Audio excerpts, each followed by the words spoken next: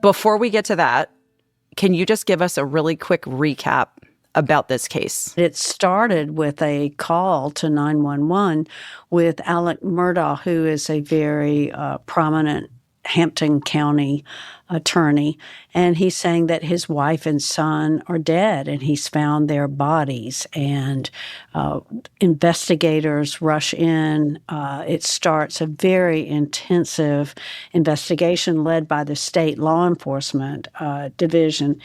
And we learned that, in fact, it's Alec who is the chief suspect in this case, that all of the information from his car put him at the scene. And then, of course, we get to the trial and we have the verdict that was seemingly conclusive.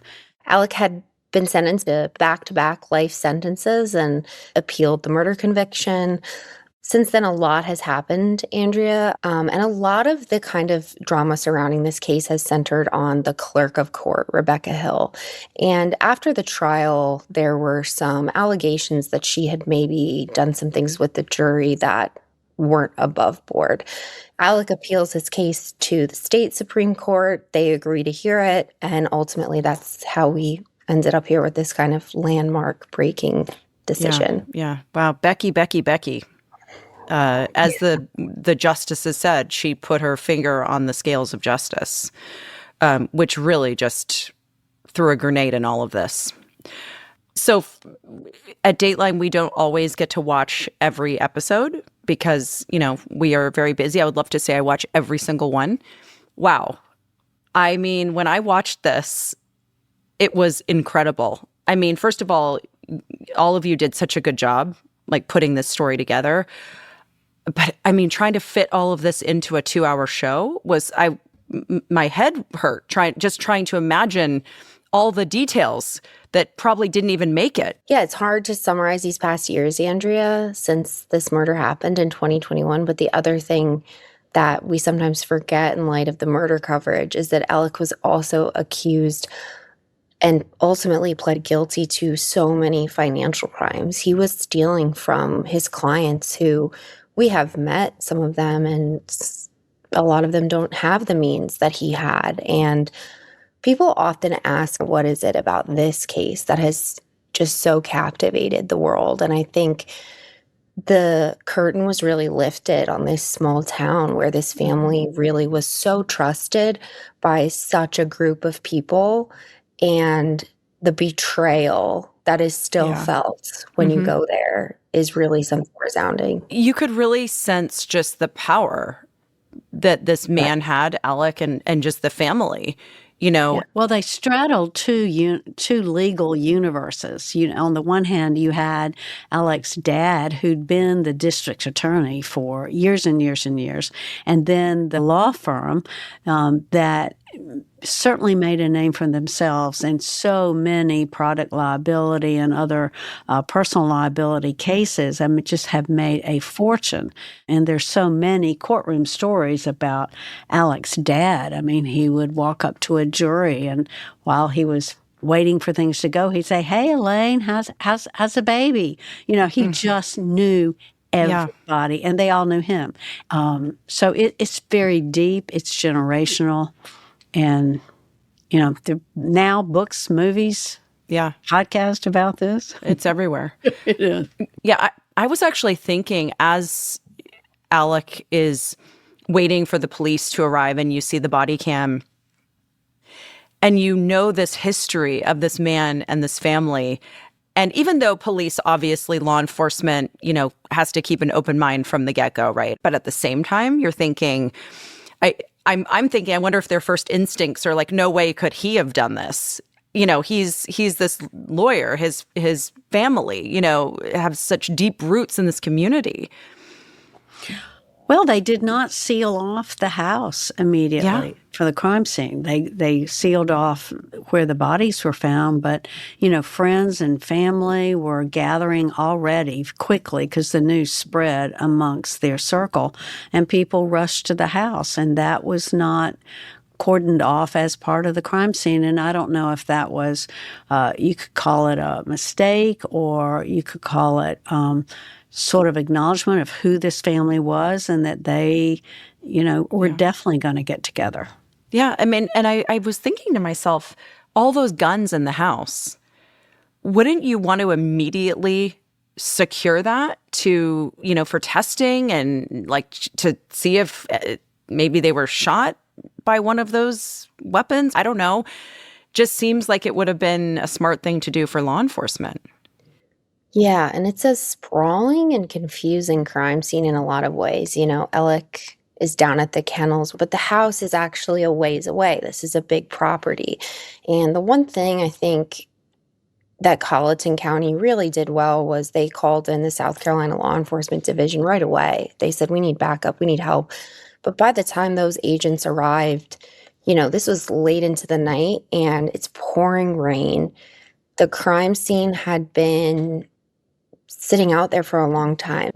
This lead sled investigator, Agent David Owen, he kind of reflected on the magnitude of arriving at that scene. And a lot of people, even if they weren't familiar with Alec, they had heard about the boat accident in 2019 that had happened with Paul.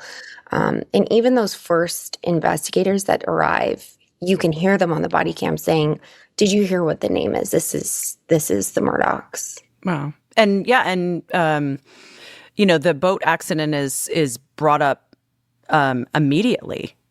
Well, and I think, in fact, Alec says Alec right brought it there, up. he brought it up right there on the scene that, he thought that perhaps this was revenge or some sort of get back at the family because of the boat accident when Mallory Beach was killed.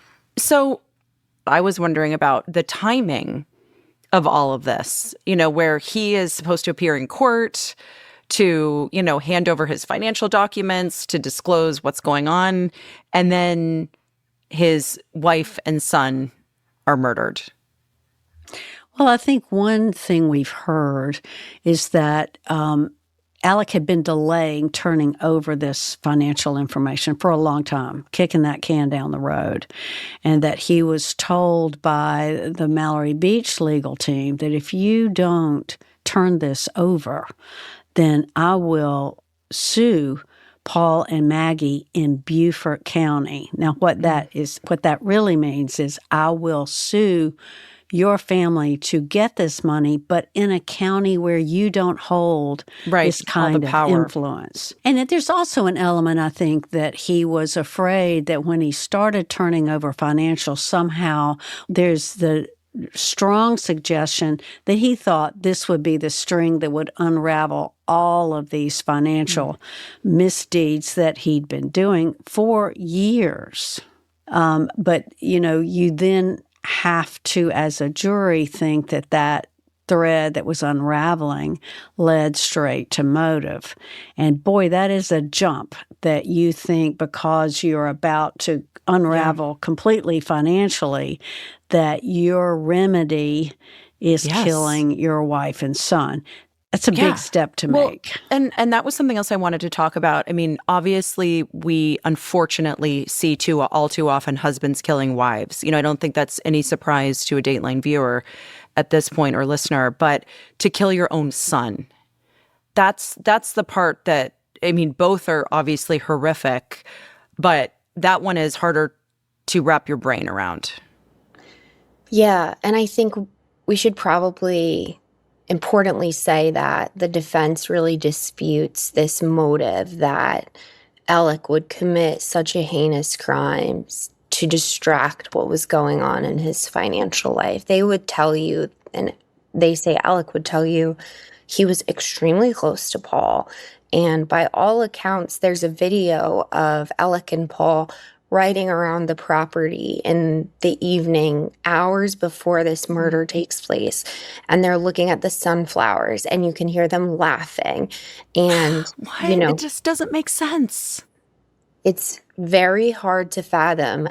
Well, which begs the question that when you've got them all being pretty jovial on that infamous video down at the dog kennels, it you're then have to believe that tenor of that conversation turned quickly because there's dead moments later. Yeah. So then who did kill them? And that is something that the defense has said that they've got some leads on who it possibly was. Now, they did not present those at the trial where he was found guilty. So we'll see if they come up with more. And as we get towards, I want to talk about the next step in all of this, but I'm so curious what you thought, what people, who are watching the trial, covering the trial. Alec really is emotional, or appears to be very emotional on the stand, to the point where like actual snot, pardon my language, that's not a bad word, but it's kind of gross, but it's coming out of his nose. Yeah. And I mean, I just thought to myself, oh, wow, like normally let's say he wasn't, being looked at for these murders, I probably would buy it, because he did look very emotional. But given that he's on trial for a double murder, what were people's thoughts about these tears and his nose and all of it? I just think they didn't believe it. Okay. Yeah. But during the trial, I think Haley and I observed that, he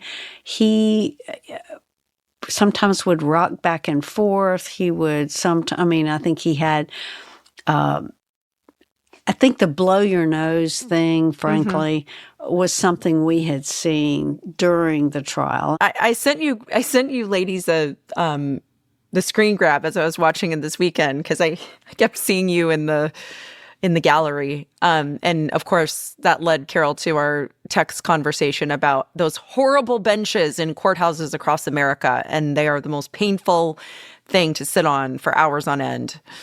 If we're headed for another 6 weeks trial, chiropractically, I'm not sure I can survive. Well, I've seen this in trials before where some people will bring in almost like the little baseball pads they bring to baseball games, they give out at baseball games. I have a stadium seat. She has all I can of it. bring. Oh, so you have that? I have tools.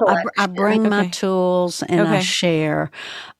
Yeah, absolutely. It's and it's I think awful. Haley and I, though, have learned the hard way through this trial is you can stay home and watch it on a live stream in your bunny slippers, but you learn so much more about what's going on if you're there, and there's no substitute for being there. When we come back, we'll have an extra clip from Craig's interview with Murdaugh's attorneys.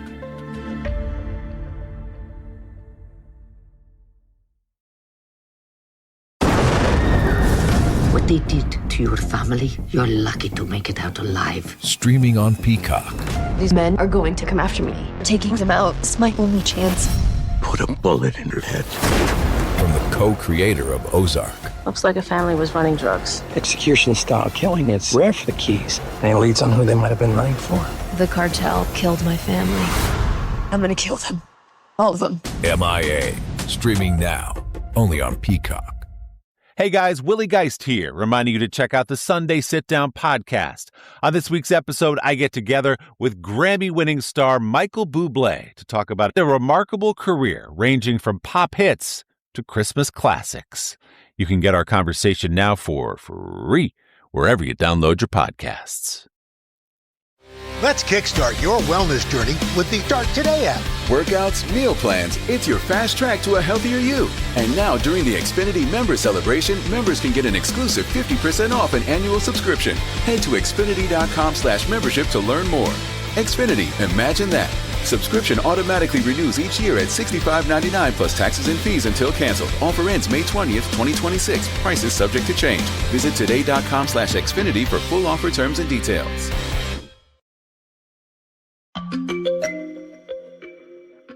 I want to know, you two lived and breathed this case so much, and Craig, take us to that moment where you find out that Alec is getting a new trial. Where were you? What do you just immediately call each other? How does this all come about?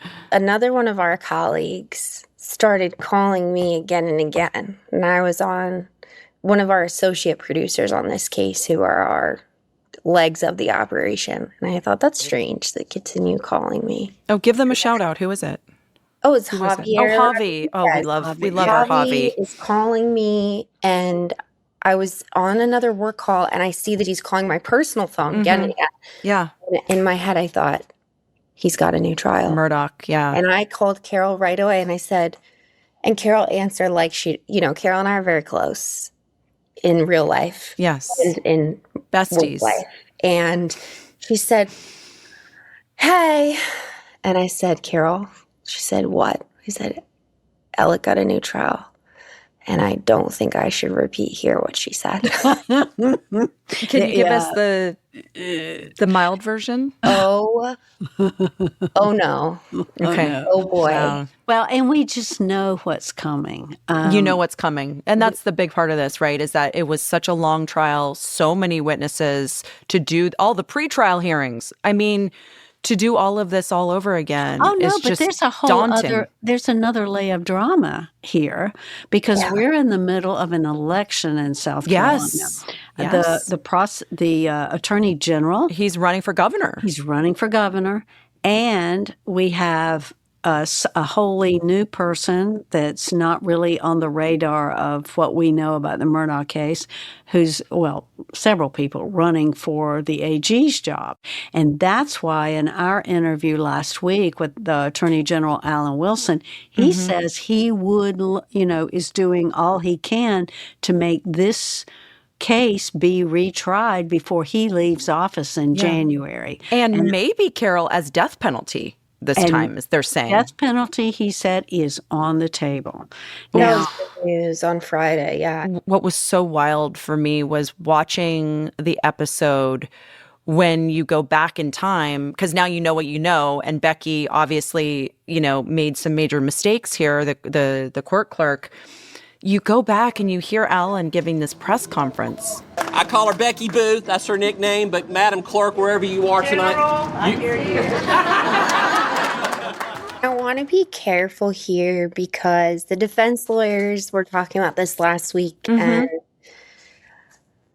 there was a very rare camaraderie that the media had at this trial because it was 6 full weeks and we sat in the same seats together. And I will say that at the time, Becky, it's not unusual for us, and you know this well, Andrea, that a clerk of court is a very integral part of the reporting. Absolutely. They are providing us hearing times. They are helping us understand what's going to go on in the courtroom. We get exhibits from them. And there have been so many allegations, and Becky has ultimately pleaded guilty. But I think before we point any fingers, we were all just kind of getting through this trial in the best way that we knew how, which was to do our jobs and work with the clerk in a professional way. And to be fair, she was a first-term clerk of court, and this was, by any measure, would be a lifetime huge trial. And Haley and I met with her months before the trial because logistically, journalists need a place to sit. We need to know, what do you want us to do about parking? We want to know how are you, just the logistics of covering a trial. And I think while we were living it, she did a very good job of wrangling a lot of things. She seemed really personable, too. She seemed like the right person to be handling a trial like that. It seemed organized and... Yeah, I was reading...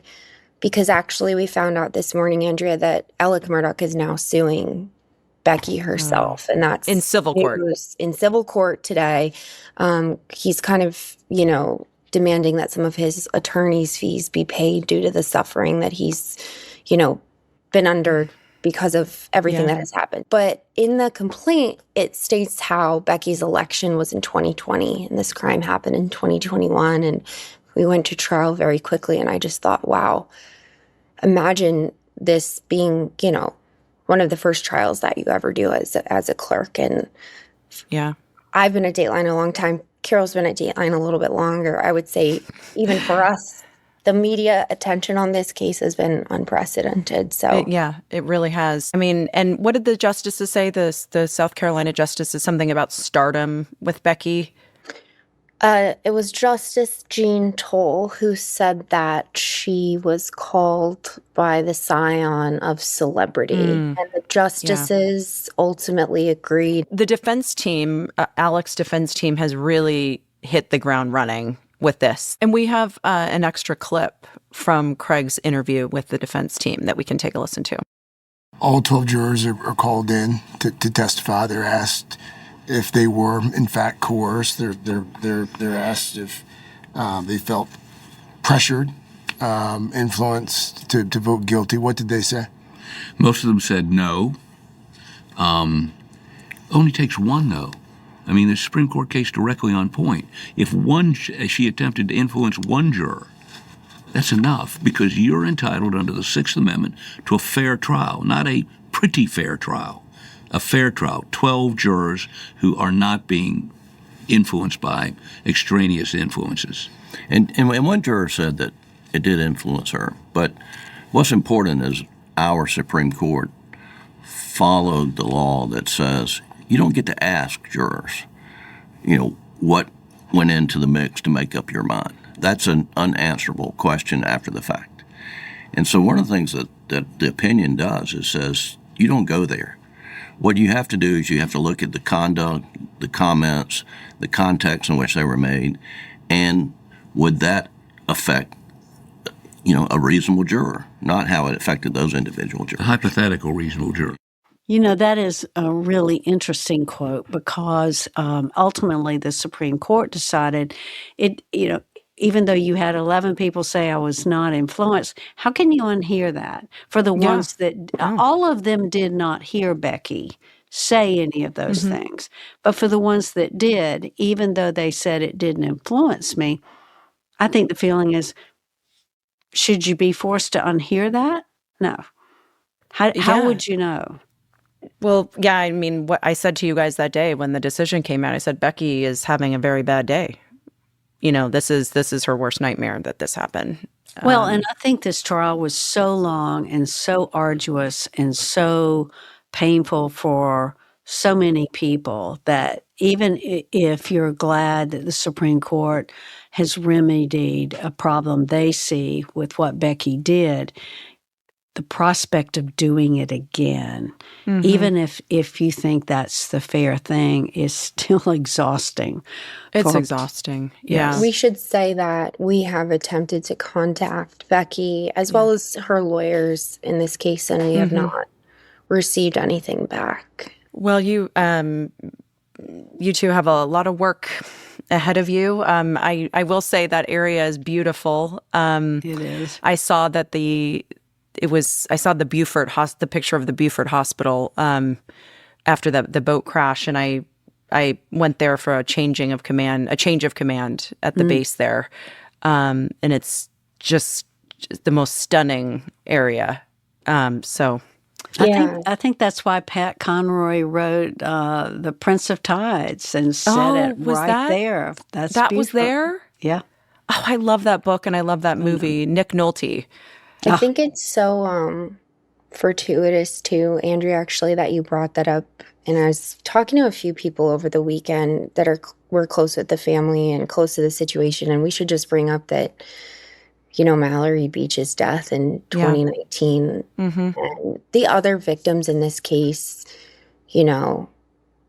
there's just Maggie's family and the Murdaugh family, and there's just so much pain. But so much pain goes back to that night in 2019 and that original lawsuit and, Mallory's death. So you just brought up Harris Island, and they were out there on the boat and how beautiful it is. And she was really a beautiful person. And, it kind of all goes back to that. She was just, she was gorgeous. Absolutely gorgeous, Mallory. And you just look at her and you're like, this is a girl who had her whole life ahead of her. Yeah. On that note, we are going to take a break and come back with questions from our viewers, our listeners, social media questions. Are you guys up for that? We sure are. Wonderful.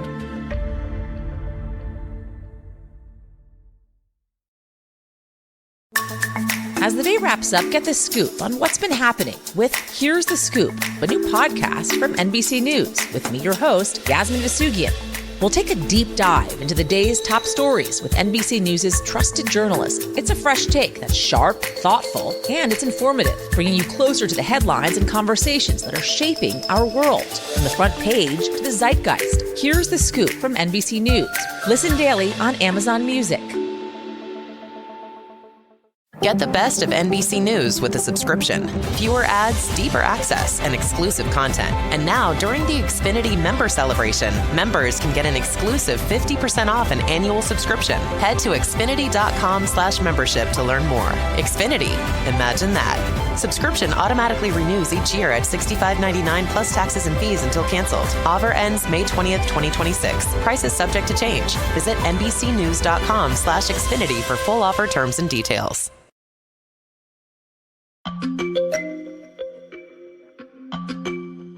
Welcome back. And now we have some very curious viewers and listeners who have some observations and comments that they would like to ask you guys about.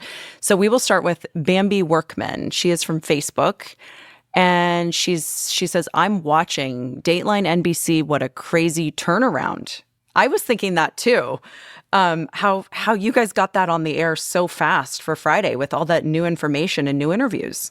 And with Craig's schedule on the Today Show. We should really give all kudos where kudos are due, which is to Craig, because he, to your point, wakes up at 3:30 in the morning and, by the way, manages to keep all of this stuff in his head. And he's from South Carolina, so he knows these people. It's very personal to him. But it was a very tight turnaround. Haley's so right about Craig. Even with his regular day job, he was still a very important reporter on our story Friday night. He was making calls. He was checking facts.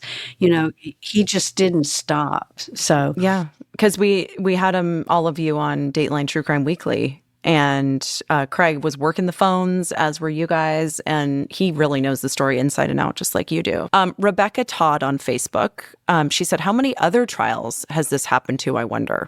Oh, wow. That's a good question.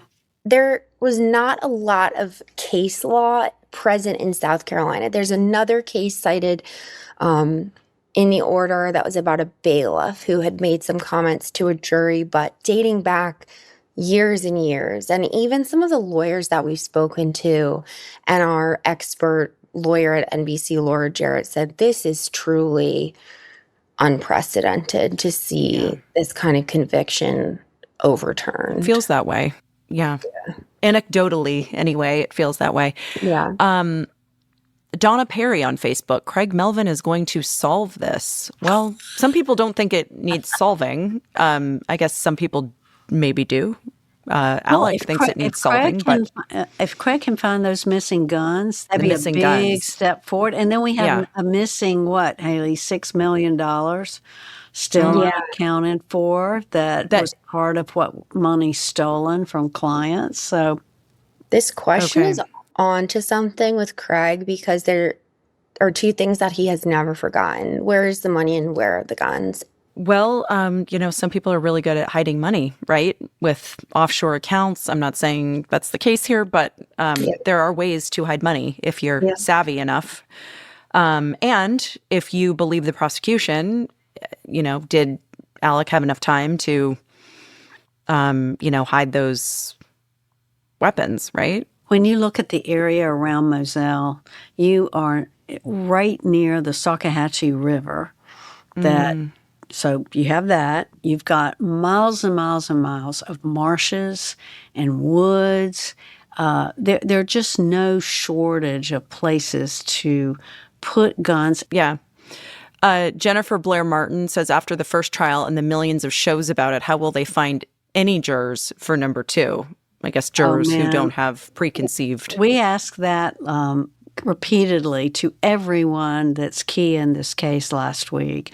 I mean, my first instinct was you'd have to go to Zanzibar to find a jury of people that didn't know about it. Yeah. But, I think we asked Alan Wilson that very question. He said, look, we have got a structure, as every state does, for how to question jurors and ferret out the ones that can understand a case and can set aside their previous, convictions. And the other issue with a new trial and change of venue, which is the other issue people ask about, is to get a change of venue, you not only have to get approval, but you've also got to find a county whose demographics line up to be very similar from Colleton County. That's true. And so you can't just say, we're going to move it to the upstate, because you've got to have a county that matches demographically. So it would not surprise me if change of venue doesn't really come up. Linda LeBlanc on Facebook asks, did they say an approximate trial date? I've just heard so far that they want to do this quickly, but have we heard anything beyond that? No. So what we know next, at least what the defense has told us, is that they will have to appoint a judge because the trial judge, Judge Newman from the first trial, recused himself. And there will have to be a new judge. And then there will likely be a hearing. That there's just going to be a lot of factors, not to mention if the death penalty comes into play, that puts this case in a whole different category. Yeah. And then you have to seat a death penalty jury, which is even more difficult than seating a jury that doesn't know about this case potentially. So, So, Haley and Carol, thank you so much for joining us today. And you guys are just so up on this case. Both of you and Craig, you're the experts. So thank you for doing this. Thank you.